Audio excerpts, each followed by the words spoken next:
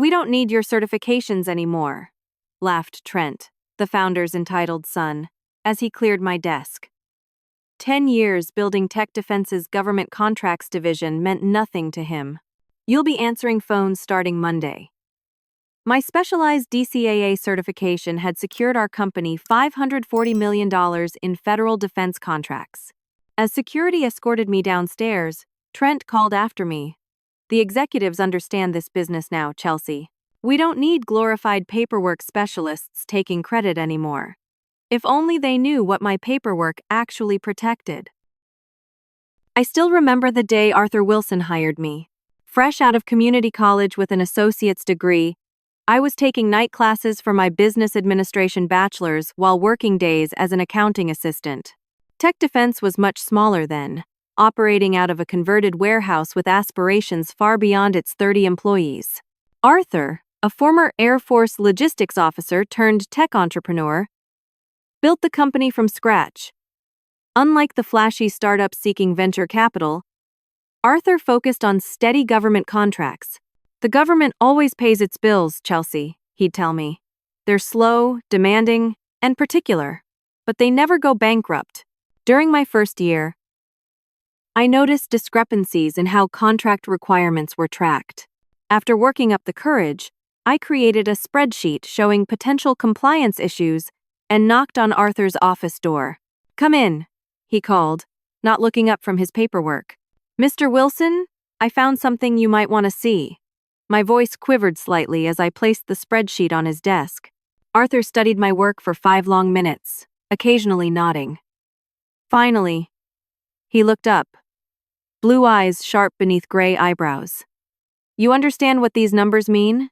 "Yes, sir. We're tracking deliverables but not the compliance requirements.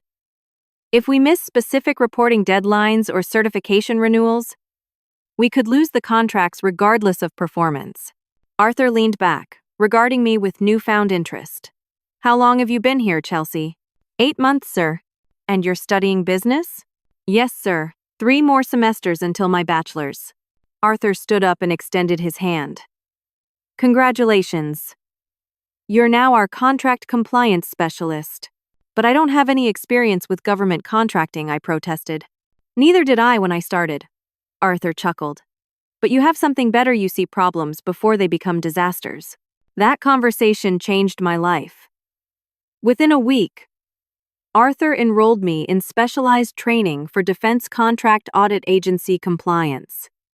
For 3 years, I worked days and studied nights, earning certification after certification while building Tech Defense's compliance framework from scratch. By my 5th year, I had become the primary contract officer for all federal defense work, managing a portfolio that had grown from $50 million to over $200 million.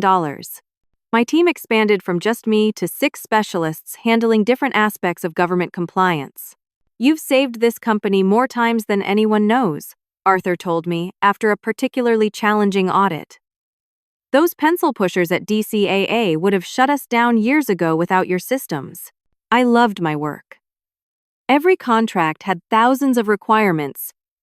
Beyond simply delivering products, reporting frameworks, security protocols, labor categories, and certification maintenance. Miss any of them, and the government could terminate the contract immediately, regardless of how well the actual technology performed. Arthur and I developed a close professional relationship. He sought my advice on expansion opportunities and trusted my judgment on which contracts we should pursue. When I recommended against certain opportunities that looked profitable but had compliance landmines, he listened. Things began to change when Arthur's health declined. At 67, years of stress had caught up with him. After a minor stroke, doctors ordered him to reduce his workload. He began taking Fridays off, then Thursdays too, gradually stepping back from day-to-day operations. That's when Trent Wilson appeared. At 36, Arthur's only son had spent the last decade launching various businesses in California, all of which failed. With Arthur's health declining, Trent suddenly discovered an interest in the family business. Our first meeting set the tone for everything that followed. "So you're the contract person," Trent said, lounging in my visitor chair without introducing himself. "I'm Chelsea Harrison, Primary Contract Officer for Federal Business," I replied, extending my hand. Trent glanced at my hand without taking it. "Dad says you're some kind of compliance genius." "I wouldn't say genius. I just understand the requirements." "Well, I'm taking over business development." "Dad's been too cautious." "We're going after bigger contracts." I smiled politely. "That's exciting. I'd be happy to walk you through compliance requirements for larger federal opportunities." Trent stood up. "No need. I've hired consultants from McKinsey. We're bringing real business expertise in." I should have recognized the threat, but I was too focused on an upcoming audit to worry about office politics. That was my first mistake. Over the next 6 months, Trent inserted himself into more aspects of the business. He hired former business school classmates for newly created executive positions.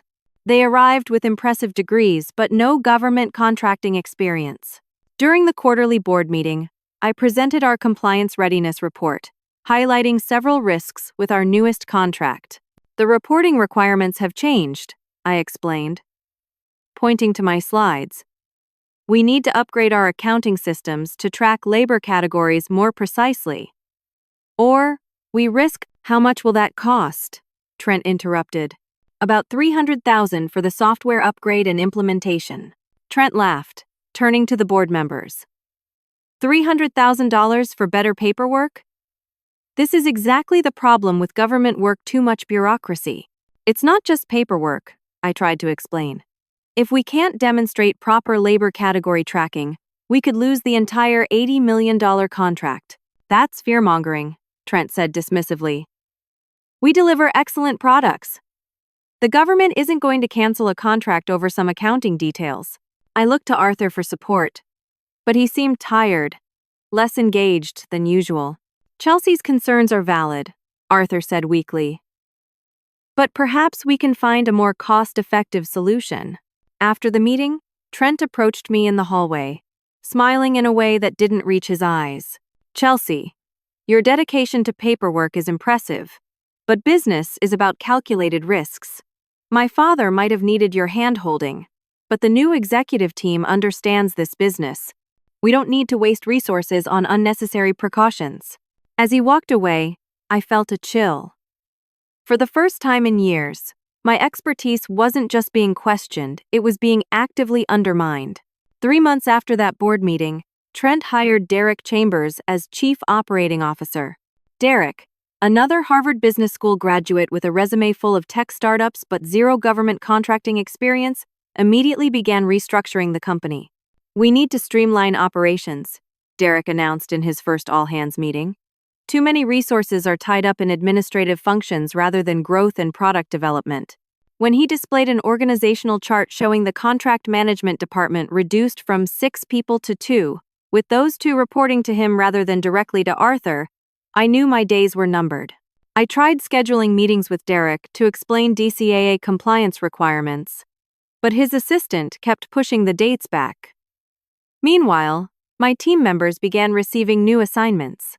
Amanda, my senior specialist, was reassigned to business development. 2 others were moved to finance. No replacements were provided.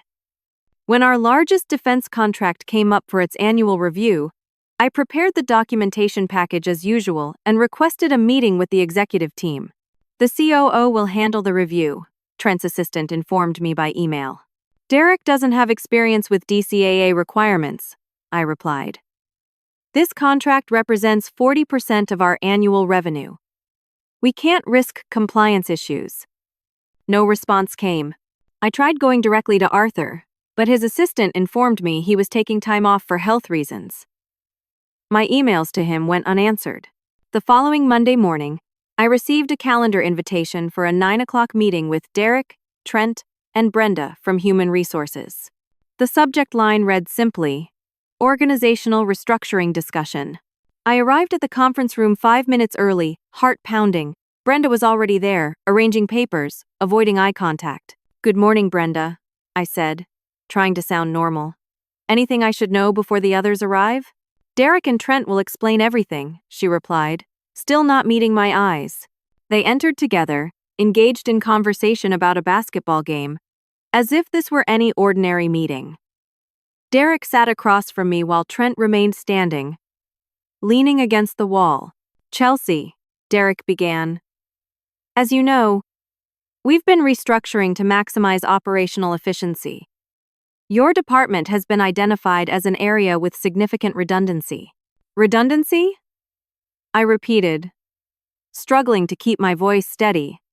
"Contract management is a federal requirement for defense work. There's nothing redundant about compliance." Trent sighed dramatically. "This is exactly the problem. You've created this perception that government contracting is some mystical skill only you possess.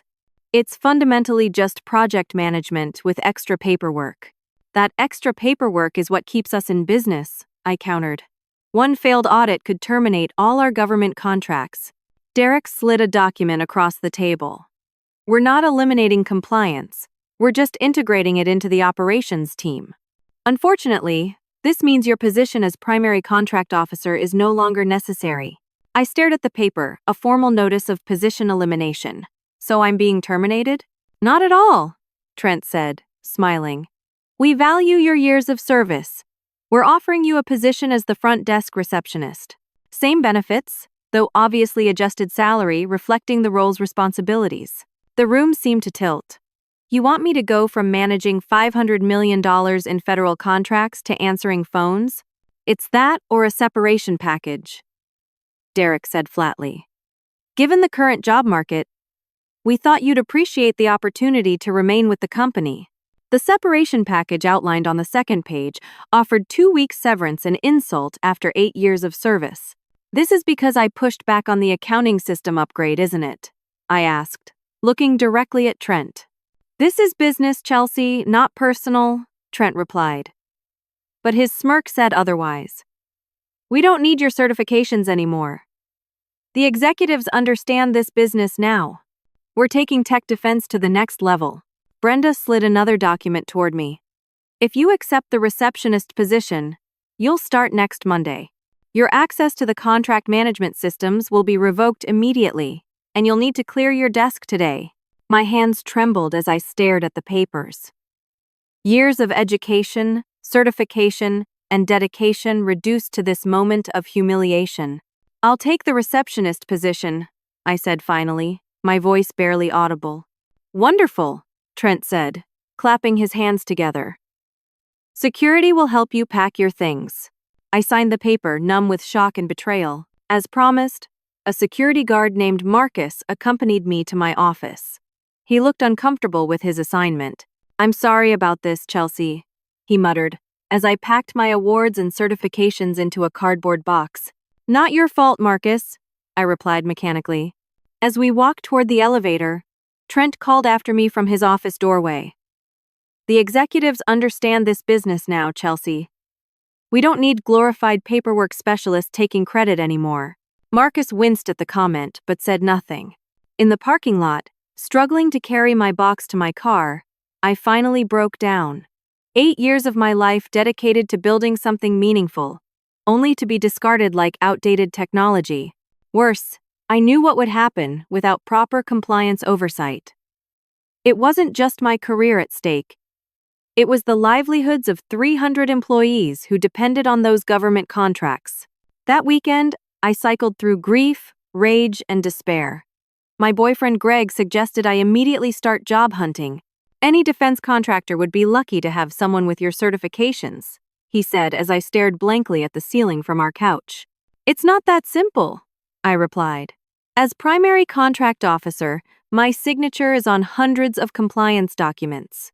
If tech defense violates requirements, I could be personally liable, even blacklisted from government work. Then quit completely. Tell them to take you off all documentation." I shook my head. "That's not how federal contracting works.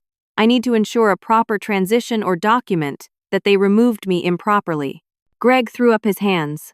"So you're going to be their receptionist while they destroy your professional reputation? That's insane, Chelsea." I couldn't explain my reasoning clearly, even to myself. Part of me wanted to protect the company Arthur had built. Another part recognized my professional obligation to the government.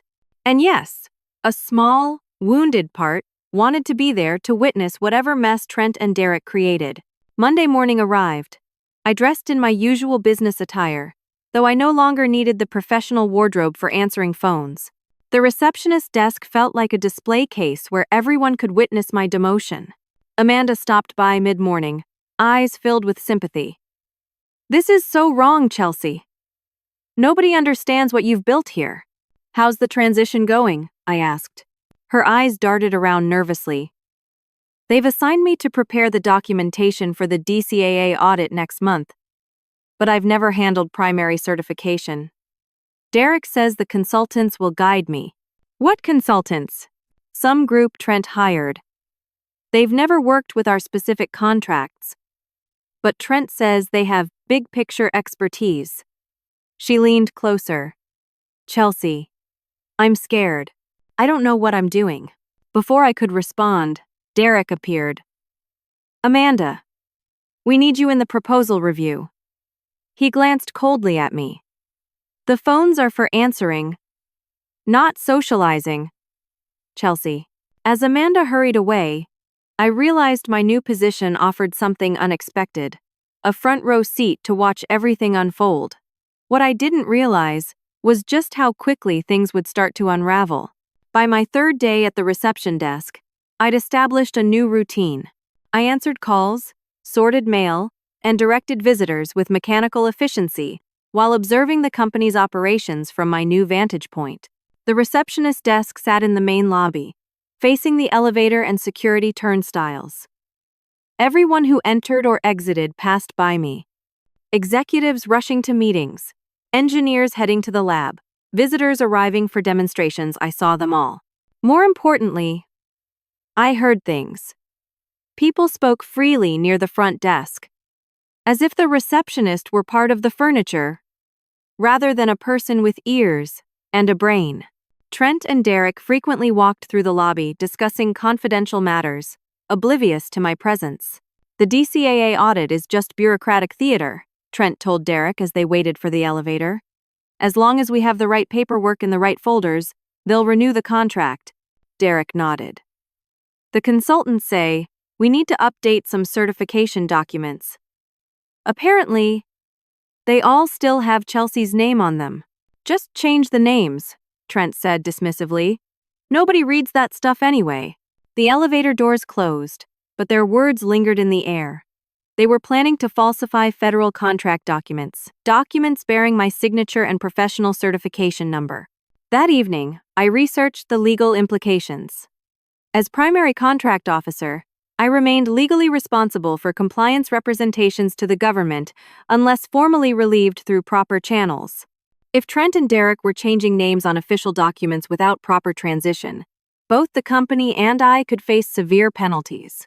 I needed access to the contract management system to see what they were doing, but my credentials had been revoked.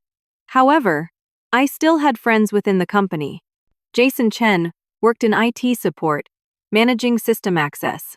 We'd collaborated frequently when setting up the compliance tracking software. "Chelsea, this demotion thing is ridiculous," he said when I called him after hours. "Everyone knows you're the reason we have any government business at all." "Thanks, Jason. I need a favor, but it's complicated." He sighed. "Let me guess, you need to see what they're doing to your contract systems. Is that possible?" "Technically, no.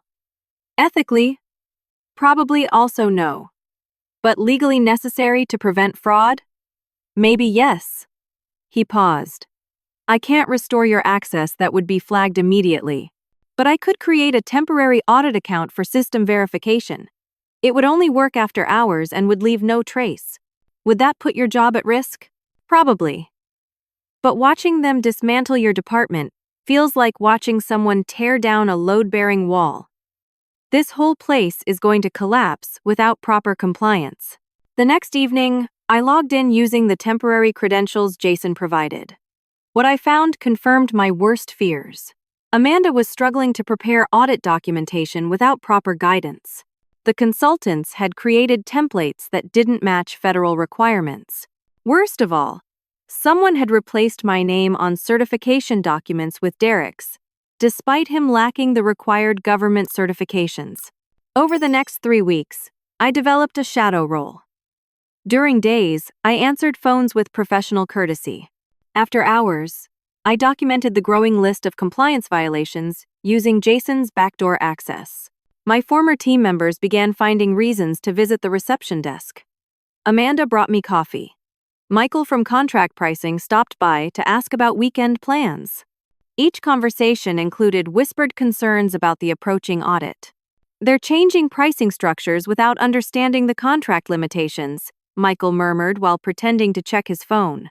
"Derek asked me to backdate some training certificates," Amanda confided while dropping off a package. I said I didn't know how. Each night, I added their concerns to my growing documentation. I wasn't sure what I'd do with this information, but I felt compelled to maintain a record of the unfolding disaster. My relationship with Greg deteriorated as my obsession with tech defense grew. "You're at that desk all day getting humiliated. Then you come home and work on protecting the company that demoted you," he said one night after I'd spent hours documenting violations. "This isn't healthy, Chelsea. It's not about the company," I tried explaining. "It's about professional responsibility. My name is still on those contracts." "Then hire a lawyer to get it removed," he shouted. "You're destroying yourself for people who don't care about you." 2 days later, Greg moved out. I barely noticed, consumed by the approaching audit catastrophe. The strain began affecting my health. I lost 15 pounds in 4 weeks. Sleep became elusive as I mentally cataloged potential violations each night. Dark circles formed under my eyes, and my hands developed a slight tremor. Then came the moment that transformed my concerns from professional to urgent. One evening, while reviewing system logs, I discovered an email chain between Trent, Derek, and their consultants discussing the compliance problem. "The DCAA audit team is scheduled for June 15th, wrote the lead consultant. "The contract explicitly requires the primary contract officer to maintain active DCAA certification. Chelsea Harrison's certification is valid, but she's no longer in the role." Derek's response chilled me. "Can we just update the documentation to show someone else as primary? None of our current staff have the certification." The consultant replied, "Changing the primary contract officer requires formal notification to the contracting officer and acceptance by the government. There's no time to complete that process before the audit." Trent's response was most disturbing. "What if we show Chelsea is still primary on paper but have Derek handle the audit? She's still an employee, technically. Once we pass the audit, we can deal with the paperwork transition."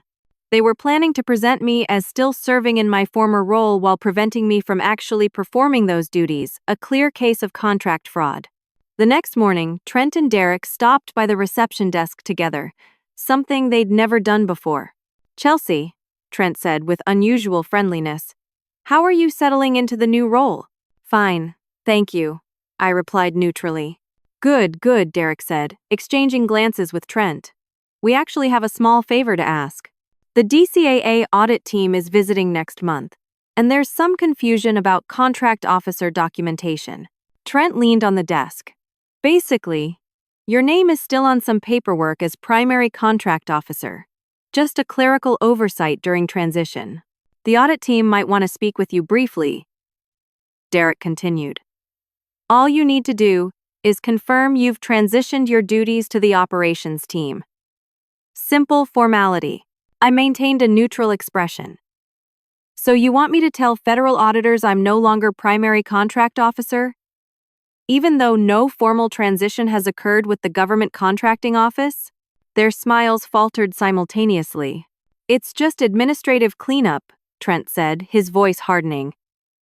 "You are no longer performing those duties. But my certification number and signature are still on the compliance documentation, correct?"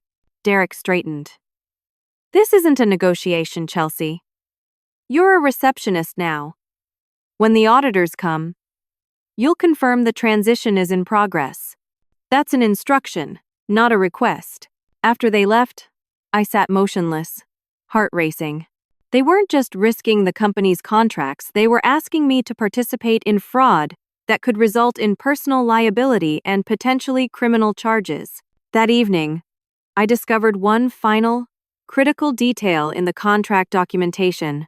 Despite my demotion, the official contract still listed me as the primary contract officer. According to federal requirements, the contract could not be renewed without the active involvement of the named officer, me. For the first time since my demotion, I smiled. Trent and Derek had made a catastrophic oversight. They could remove me from my office, change my job title, and humiliate me at the reception desk. But they couldn't change the legal requirements of a $540 million federal contract.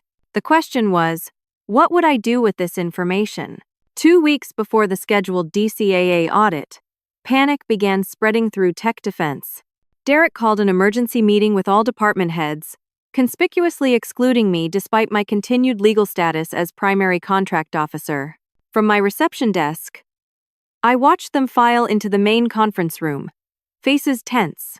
Through the glass walls, I could see Derek pacing, while Trent sat at the head of the table, scrolling through his phone with feigned nonchalance.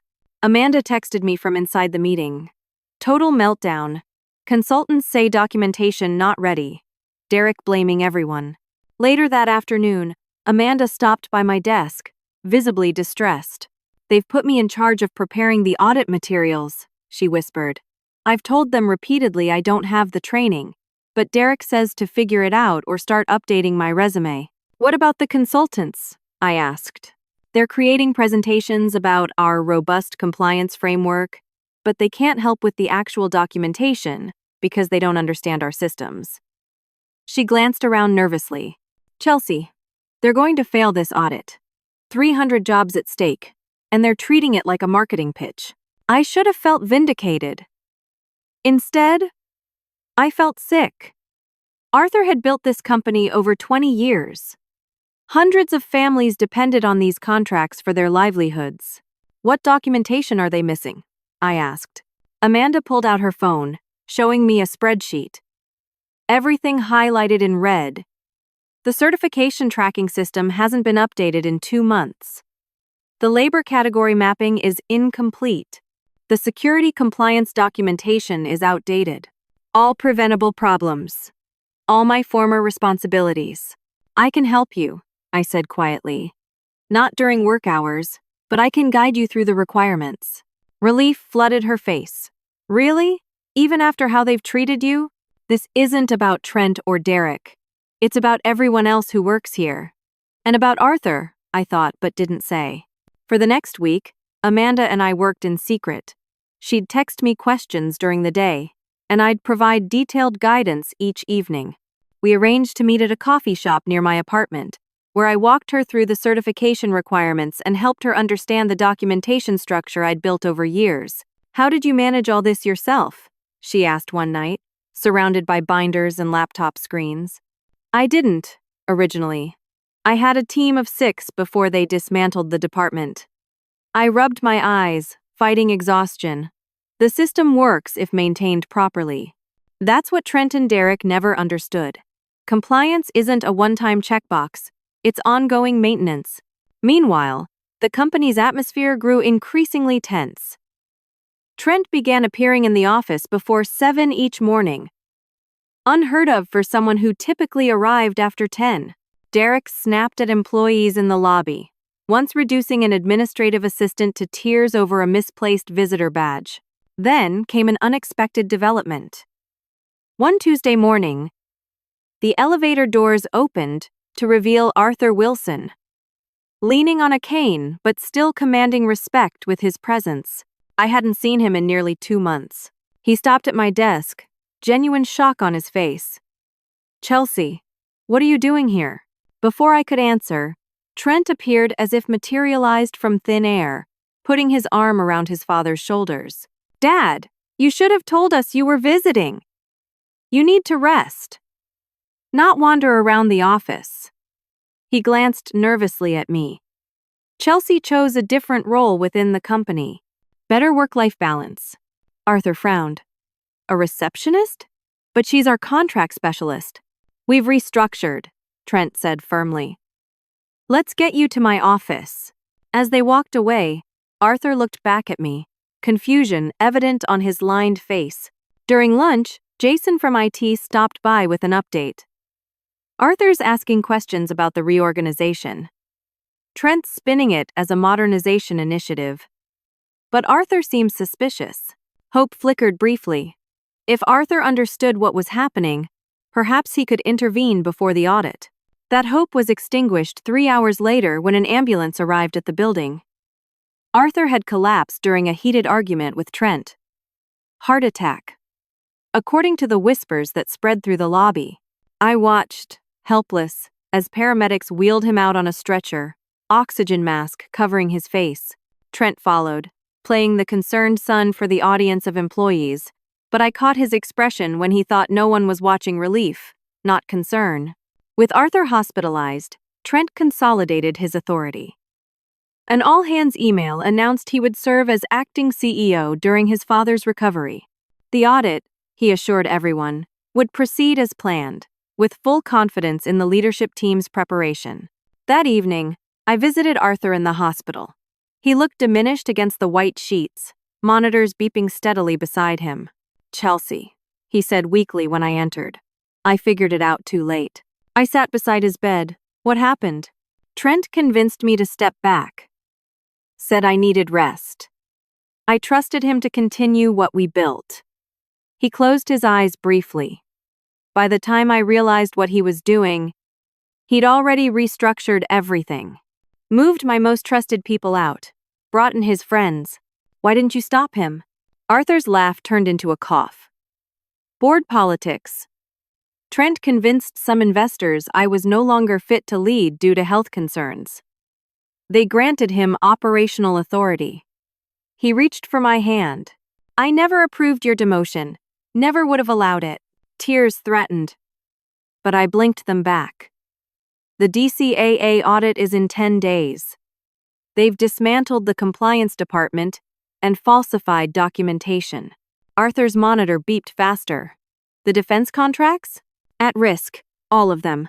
He gripped my hand tightly. My legacy, everything I built. 300 families depend on those contracts.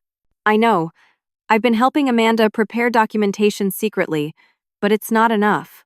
They need a certified contract officer, and they're planning to pretend I'm still functioning in that role while keeping me at reception. Arthur closed his eyes. Thinking. You're still legally the primary contract officer on the contract? Yes. They can't change that without government approval. A slight smile formed on his pale lips. Then they need you more than they know. He opened his eyes, a familiar determination returning to them. Chelsea, I need you to protect what we built. Not for me, not for Trent, but for everyone who's helped build tech defense. How? Trent has operational control. The contracts don't answer to Trent. They answer to federal requirements. He squeezed my hand. Promise me you'll use your position, your real position, as defined in those contracts to protect the company, whatever it takes. I nodded, throat tight with emotion. I promise. 2 days before the audit, Trent's true desperation became apparent. He approached my desk with a folder and a strained smile. Chelsea, we need to discuss your role in the upcoming audit. I looked up from the phone console. My role as receptionist? His smile tightened. Don't be difficult. The auditors will expect to meet with the primary contract officer named in the documentation. That would be me, yes. Exactly. So you'll attend the audit meetings and confirm that while you're transitioning to another role, you've properly handed over all compliance responsibilities to the operations team. I kept my expression neutral. And who has assumed the contract officer certification requirements? Trent waved dismissively. That's administrative. We'll handle the paperwork after the audit. So, you want me to tell federal auditors that an uncertified person is managing compliance for a $540 million defense contract? His facade cracked. I want you to be a team player for once, instead of hiding behind regulations. This company gave you a chance when you were nothing but an accounting clerk. You owe us. I owe Arthur, I corrected quietly. He built this company on integrity and compliance. I promised him I would protect that legacy. Trent's face darkened. You visited my father? That's completely inappropriate. Is it? He hired me. He promoted me. He trusted me to manage the contracts that built this company. Leaning across the desk, Trent lowered his voice to a threatening whisper. Listen carefully. You will cooperate with this audit, or I'll ensure you never work in government contracting again. I have friends throughout the industry. One call suggesting you're difficult and uncooperative. Is there a problem here? We both turned to see Frank Reynolds, our DCAA auditor for the past 3 years, standing in the lobby. He had arrived 2 days early. Unannounced. Mr. Reynolds, I said, rising from my seat, we weren't expecting you until Friday. Surprise visits are part of our new protocol, he replied, studying the scene before him with shrewd eyes, especially for contracts of this magnitude. He extended his hand to Trent. You must be Arthur's son, Frank Reynolds, Defense Contract Audit Agency. Trent switched instantly to charm mode. Trent Wilson, acting CEO. We're delighted to host you. Though we were preparing for Friday's formal review, just getting the lay of the land today, Frank said mildly, turning to me. Chelsea Harrison. Surprised to find you at the front desk. Reorganization? Before I could answer, Trent interjected. Chelsea has taken on new responsibilities. Derek Chambers, our COO, now oversees contract compliance. Shall I show you to a conference room? As Trent led Frank away, the auditor glanced back at me with raised eyebrows. He'd been working with me for 3 years and knew exactly what my role had been. That evening, I received an official letter from Human Resources. Due to performance concerns, my employment with Tech Defense would terminate effective immediately. Security would meet me tomorrow morning to collect my badge and personal belongings. They were removing me before the formal audit, a desperate attempt to prevent Frank from questioning me about the compliance situation. I called Jason immediately. They're terminating me tomorrow. Trent's panicking because Frank Reynolds showed up early. I heard. Everyone's scrambling. The consultants are working overnight to prepare documentation. He paused.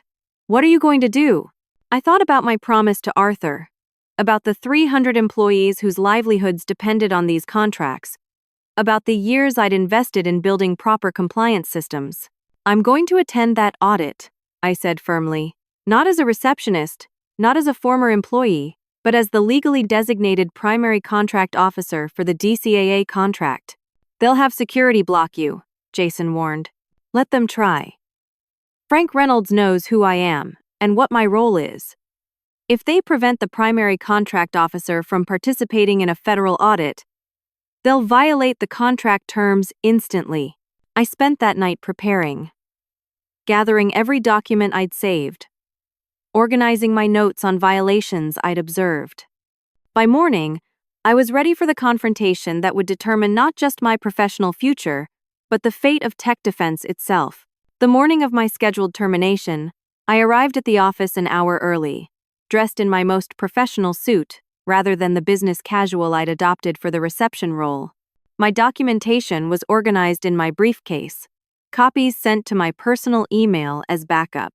Marcus, the security guard who had escorted me during my demotion, was at his post in the lobby. Morning, Chelsea, he said, then noticed my attire. You look like you're headed to court. Something like that, I replied, setting my purse at the reception desk. At precisely 7:30, Brenda from HR arrived with a folder and a cardboard box, the universal symbol of termination. Chelsea, she began, her rehearsed speech evident. As per the notification delivered yesterday, we're proceeding with employment separation. Due to performance concerns, I added, making air quotes around the phrase. Brenda had the grace to look embarrassed. I need your badge and keys. Security will escort you to collect personal items. And then, the lobby doors opened, and Frank Reynolds entered with 2 associates, all carrying briefcases and government IDs. Good morning, Frank said pleasantly. We're here for day 1 of the contract compliance audit. You're scheduled for 9 o'clock, Brenda said, flustered by the interruption. Frank checked his watch. Federal time. Always early. He nodded toward me. I'll need to speak with Miss Harrison immediately as part of our preliminary assessment. Brenda paled. Miss Harrison is actually in the process of employment termination. I finished. Coincidentally scheduled for exactly 1 hour before the federal audit of contracts, where I'm the named primary contract officer. Frank's eyebrows rose. Is that so? Interesting timing. The elevator dinged, and Trent emerged, stopping short at the tableau before him. Mr. Reynolds? You're early, he said, quickly recovering. We're still setting up in the conference room. Apparently we're just in time, Frank replied dryly. Miss Harrison was informing me of some personnel changes relevant to our audit. Trent's smile didn't reach his eyes. Minor restructuring. Nothing that impacts contract performance. The primary contract officer being terminated on audit day seems rather significant, observed one of Frank's associates, a sharp-eyed woman with a tablet.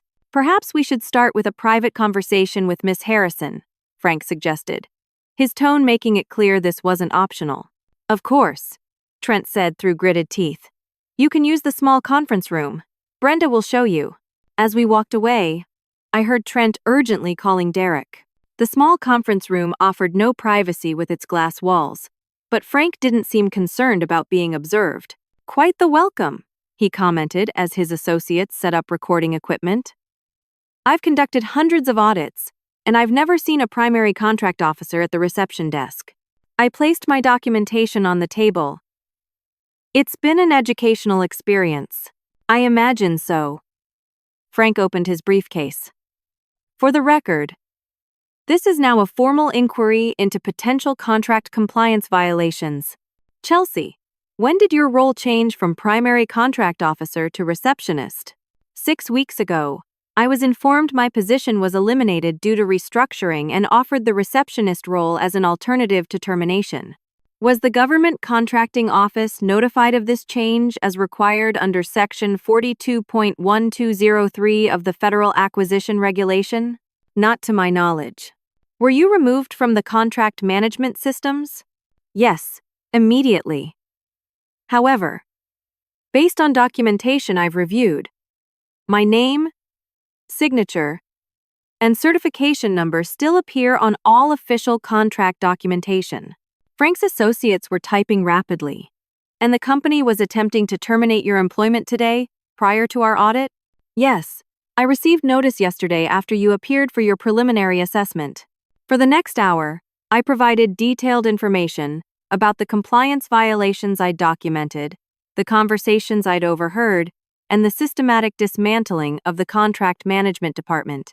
Frank's team recorded everything, occasionally asking clarifying questions or requesting specific dates. Through the glass walls, I could see Trent and Derek in the large conference room across the hall, frantically reviewing documents with the consultants. Occasionally, Trent would glance our way, his expression darkening. Based on your documentation, Frank said finally, there appear to be multiple material violations of contract requirements, including potential falsification of federal records. He closed his notebook. We'll need to interview other staff members and review system documentation. They'll claim I'm disgruntled and exaggerating, I warned. Frank smiled thinly. Miss Harrison, I've worked with you for 3 years. Your documentation has always been impeccable. Besides, he gestured to the glass-walled room across the hall. Their panic is rather telling. By 10 o'clock, the formal audit had begun. Frank requested that I attend as the contract-designated primary contract officer. Trent objected strenuously but backed down when Frank mentioned potential immediate contract suspension if the designated officer was excluded. The main conference room was tense, as Derek attempted to present the compliance documentation prepared by the consultants. Frank interrupted almost immediately. This presentation describes your ideal compliance framework, but I need to see the actual documentation of your current processes. Derek fumbled. We've been transitioning to a more streamlined approach. Streamlined how? Frank asked. Integrating compliance into operations, rather than maintaining it as a separate function. Frank turned to his associate. Please note potential violation of contract section 12.3, which requires a dedicated compliance function headed by a certified contract officer. Trent interjected. We maintain proper oversight. It's just structured differently now. Frank opened the contract file, flipping to a specific page. According to this contract, Chelsea Harrison is designated as the primary contract officer for all compliance certifications. Her active DCAA certification is a material condition of contract award and maintenance. Hay looked up. Yet you've removed her from this role without government notification, revoked her system access while maintaining her name on documentation, and attempted to terminate her employment hours before a federal audit. Am I understanding the situation correctly? The room fell silent. Derek stared at the table. The consultants exchanged alarmed glances. Trent's face flushed with anger. We were reorganizing for efficiency, Trent insisted. The paperwork transition was in process. For 6 weeks? Frank asked skeptically. During which time, who exactly was performing the contract officer duties? No one answered. Frank closed his folder. This audit cannot proceed under these conditions. I'll need to report potential material breach of contract terms to the contracting officer immediately. The implications hung heavily in the air. Material breach could mean immediate contract termination, financial penalties, and potential debarment from future government work. Trent stood abruptly. This is ridiculous. We deliver exceptional products to the Department of Defense. You're going to cancel $540 million in contracts over administrative technicalities? Frank's expression hardened. Mr. Wilson, the federal government doesn't pay for just products. It pays for products delivered under specific contractual conditions, including rigorous compliance with federal regulations. Those administrative technicalities are legal requirements, not suggestions. He turned to me. Ms. Harrison, as the contract-designated primary contract officer, what would be required to bring this situation back into compliance? All eyes turned to me. After weeks of humiliation at the reception desk, after being marginalized and dismissed, I now held the future of tech defense in my hands. I could demand Trent and Derek's removal. I could insist on compensation for my demotion. I could even walk away and let them face the consequences of their actions. But I remembered my promise to Arthur, the 300 employees whose livelihoods depended on these contracts, and the company that, despite everything, I had helped build. Immediate restoration of the contract management department, I said calmly. Reinstatement of proper compliance systems and access, and a formal compliance review of all actions taken during the 6-week period when proper oversight was removed. Frank nodded. Reasonable and necessary steps. Mr. Wilson, what is your response? Trent looked trapped, anger and fear warring on his face. We can discuss departmental structure changes, but the current management team remains in place. Then I have no choice but to. The conference room door opened. Arthur Wilson stood there, pale but steady, supported by a nurse on one side. That won't be necessary, Mr. Reynolds, Arthur said, his voice weaker than I remembered, but his authority undiminished. As founder and majority shareholder of Tech Defense, I can assure you that all of Miss Harrison's requirements will be met immediately. My son appears to have made significant errors in judgment during my absence. The room erupted in shocked murmurs. Trent's face drained of color. Dad, you should be in the hospital. This isn't board meeting, Arthur interrupted. Now, conference room B. He looked at Frank. Mr. Reynolds, I request a 48-hour pause in your audit to allow us to restore proper compliance structures.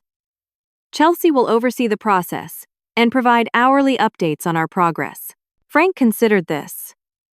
Given your company's previous record and Miss Harrison's involvement, I can grant a provisional pause, but any further violations will result in immediate contract review at the agency level.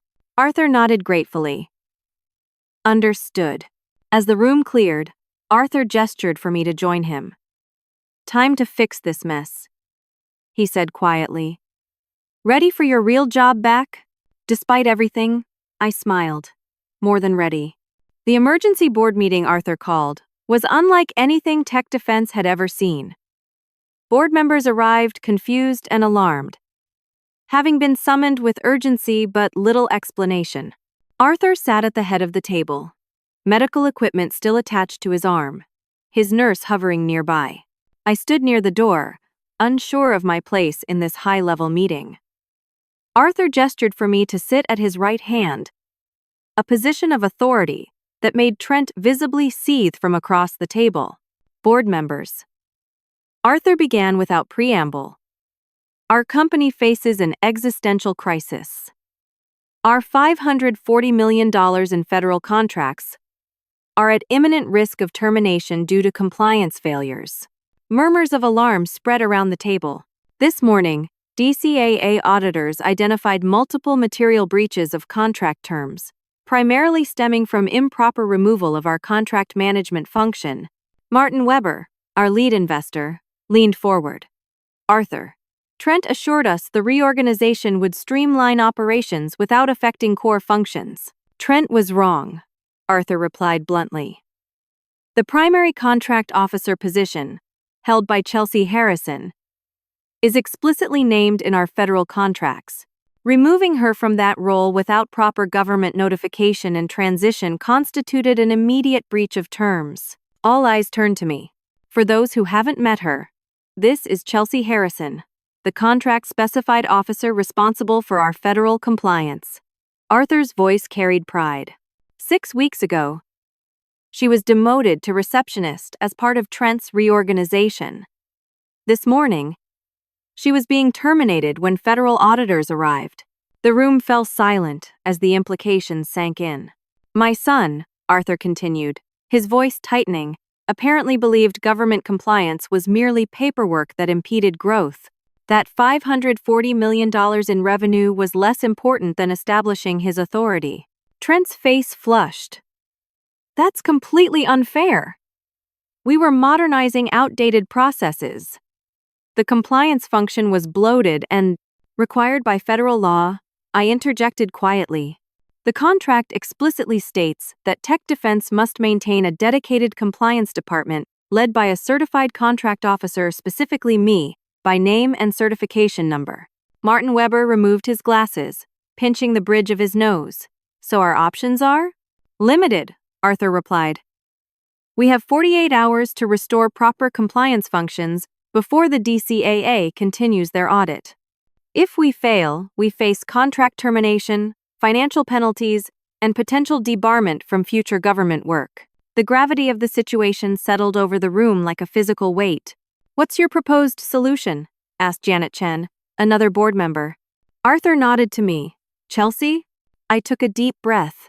Immediate restoration of the contract management department with full authority and independence. Complete compliance review of all actions taken during the 6-week period when proper oversight was removed. And direct reporting line to the board, rather than through operations. That's an overreaction, Trent protested. We can restore Chelsea's position without dismantling the entire new structure. Arthur's hand came down hard on the table. The new structure nearly destroyed this company. Your consultants and business school friends have no experience with federal contracting. Your reorganization violated explicit contract terms. His voice had risen, and the nurse stepped forward with concern. Arthur waved her away, though his face had paled with exertion. The board needs to vote, Janet Chen said firmly. I move to immediately implement Chelsea's recommendations and conduct a full review of operational changes made in the past 2 months. Second, said Martin Weber. The vote was unanimous, with Trent abstaining in silent fury. Arthur nodded with satisfaction. Chelsea will lead the compliance restoration effective immediately, with emergency authority to access all systems and documentation. Derek and the consultants will provide any requested information without delay. He fixed Trent with a stern gaze. My son will take a leave of absence until this situation is resolved. Trent stood abruptly. This is ridiculous. You're handing control to a receptionist because of paperwork technicalities. No, Arthur said quietly. I'm restoring authority to the certified professional who protected this company while you nearly destroyed it. The board has voted.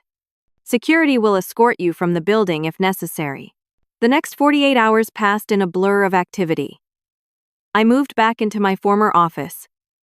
Systems access was restored, and the contract management team was reassembled. Amanda and my other former team members returned to their compliance roles with evident relief. Jason from IT worked through the night to document all changes made to compliance systems during my demotion. The violations were even more extensive than I'd realized. Over 40 instances of improper documentation, falsified certifications, and procedural violations. We worked around the clock, fueled by coffee and the urgency of our situation. Arthur remained in the office despite his doctor's protests, providing authority when needed, but mostly trusting me to fix the damage. By Friday morning, when Frank Reynolds and his team returned, we had prepared a comprehensive report documenting every violation, how it occurred, and the corrective actions taken. Frank reviewed our work with professional scrutiny, occasionally asking clarifying questions or requesting additional documentation. By afternoon, his team had verified our corrective actions and compliance restoration. The final meeting took place in the main conference room. Arthur sat beside me, with the board members, Amanda, and other key staff present. Derek sat alone at the far end, Trent notably absent. Frank opened his briefcase and extracted the massive contract file. Based on our review, Tech Defense was in material breach of contract terms through improper removal of the designated contract officer function and subsequent compliance failures. The room tensed. However, he continued, the company has taken appropriate corrective action under Ms. Harrison's guidance. All critical compliance functions have been restored, violations documented, and systems properly reestablished. He looked directly at Arthur.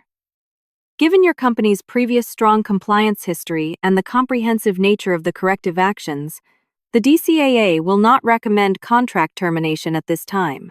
Audible sighs of relief filled the room. Instead, Frank continued, we'll implement enhanced monitoring for the next 6 months, with monthly compliance reports required. Additionally, any future organizational changes affecting the contract management function must receive prior written approval from the contracting officer. Arthur nodded. Completely reasonable terms. Thank you for your professionalism, Mr. Reynolds. As the meeting concluded, Frank approached me privately. Quite the journey from receptionist to saving the company in 48 hours. I smiled tiredly. Not how I expected my career to progress. For what it's worth, he said quietly. In 15 years of government auditing, I've never seen someone with your level of dedication to proper compliance. These contracts are in good hands. After the auditors departed, Arthur asked me to join him in his office. He looked exhausted but satisfied. I underestimated my son's ambition and overestimated his judgment, he said, lowering himself carefully into his chair. That mistake nearly cost 300 people their livelihoods. He wanted to prove himself, I offered, though I couldn't muster much sympathy. At the expense of what we built, Arthur shook his head. Trent has submitted his resignation. The board has accepted it. I wasn't surprised, yet the news still felt momentous. And Derek? Returning to the private equity firm where he came from, along with his consultants. Arthur regarded me thoughtfully. Which leaves us with an executive vacancy. You'll find someone suitable, I said. Someone with federal contracting experience this time. Arthur smiled. I already have someone in mind. Someone who just saved the company from disaster. Who built our contract management function from scratch. Who understands both compliance and leadership. I blinked, processing his implication. Me? But I'm not an executive. I'm a contract specialist. You're the person who protected this company when everyone else failed. You put professional integrity above personal comfort. The welfare of employees above your own advancement. He leaned forward. Chelsea, I'm not offering you your old job back. I'm offering you a new one. Chief Compliance Officer, reporting directly to me and the board. I sat speechless. The position includes equity in the company, Arthur continued. After all, you should own part of what you've helped build and save. Emotion welled unexpectedly. After weeks of humiliation and uncertainty, after fighting to protect a company that had demoted me to answering phones, validation had finally come. I accept, I said simply. Arthur extended his hand. Then let's rebuild what my son nearly destroyed, but better this time. As we shook hands, I realized the journey from receptionist to executive had taken exactly 1 week. But the real journey from accounting assistant to certified professional to company leader had been building over 8 years of dedication, education, and unwavering integrity. 1 year after the audit crisis, Tech Defense had transformed. From my new corner office directly across from Arthur's, I could see the Washington Monument in the distance, a fitting reminder of our government partnerships. As Chief Compliance Officer, I had restructured not just the contract management department but our entire approach to federal business. My team had grown to 15 specialists, each with specific certification paths and clear career advancement opportunities. The compliance function now participated in all executive decisions, with veto authority on any actions affecting contract obligations. The changes had paid off beyond our expectations. Our federal contract portfolio had grown to $720 million, with new opportunities emerging monthly. More importantly, our last 3 DCAA audits had concluded with 0 findings, a rare achievement that positioned us as an industry leader in compliance excellence. Amanda had been promoted to Deputy Compliance Officer, flourishing in the role once she received proper training and support.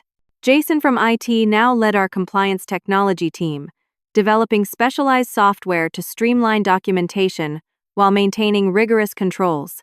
Most significantly, the company culture had transformed. Compliance was no longer viewed as a necessary burden, but as a competitive advantage. Integrity before growth became our unofficial motto, with Arthur repeating it at every company meeting. Derek had disappeared into another corporate role elsewhere, occasionally appearing in business magazines, promoting innovative management techniques that conspicuously omitted his tech defense experience. Trent had launched a tech startup that imploded after 6 months, then another that failed after 8. According to industry gossip, investors now asked pointed questions about his tech defense departure before considering his pitches. Arthur had fully recovered from his heart attack, though he now worked reasonable hours and had delegated operational control to a leadership team that included me. We met weekly for strategy discussions, where he increasingly treated me as a partner rather than an employee. On the anniversary of the audit crisis, Arthur called me into his office. The space had changed little over the years, same antique desk, same Air Force memorabilia on the walls, same view of the capital city beyond the windows. 1 year, he said, gesturing for me to sit. Feels like 10, doesn't it? I smiled. In good ways, mostly. I want to show you something. He slid a folder across the desk. Our latest valuation. The board received it yesterday. I opened the folder, scanning the numbers. Tech Defense was now valued at $1.2 billion, double our value from 18 months ago. Impressive growth, I noted. Growth built on the foundation you saved, Arthur said. The board has approved a new equity distribution. Your share is now 5% of the company. I calculated quickly $60 million in equity value. From accounting assistant to multi-millionaire executive in 9 years. I don't know what to say. Arthur leaned back. Say you'll help me with the succession planning. I'm 70 now. Time to think about the next chapter for Tech Defense. You're grooming someone to replace you? I asked, surprised. He smiled. I've been grooming you for years, Chelsea. Not to be a replica of me, but to lead in your own way, with the integrity and dedication that saved us when we needed it most. Later that afternoon, I stood at the window of my office, watching clouds move across the DC skyline. My phone buzzed with a text from Greg, my ex-boyfriend who had recently been attempting reconciliation. Dinner tonight to celebrate your work anniversary? I declined politely. Our paths had diverged permanently during those crucial weeks when he had urged me to abandon my professional responsibility while I had chosen integrity over comfort. Instead, I texted Amanda and Jason, compliance team happy hour at Murphy's. First round on me. As I prepared to leave, I paused at my credenza, where a framed photo sat beside my certifications and awards. It showed the reception desk, where I had spent 6 humiliating weeks. I kept it there as a reminder not of the humiliation, but of how standing firm in your professional integrity eventually reveals everyone's true character, including your own. My journey from receptionist to executive hadn't followed a traditional path, but it had taught me the most valuable lesson of my career. True professional value doesn't come from titles or office locations. It comes from unwavering commitment to doing the right thing, especially when it's difficult. And sometimes, the reception desk is just a temporary stop on the path to the corner office. Have you ever had to stand your ground professionally when others undervalued your expertise? I'd love to hear your stories in the comments below. If this resonated with you, please like this video, subscribe to hear more professional journey stories, and share with someone who might need encouragement to stand firm in their expertise. Thank you for listening to my story. And remember, your professional integrity is always your most valuable asset.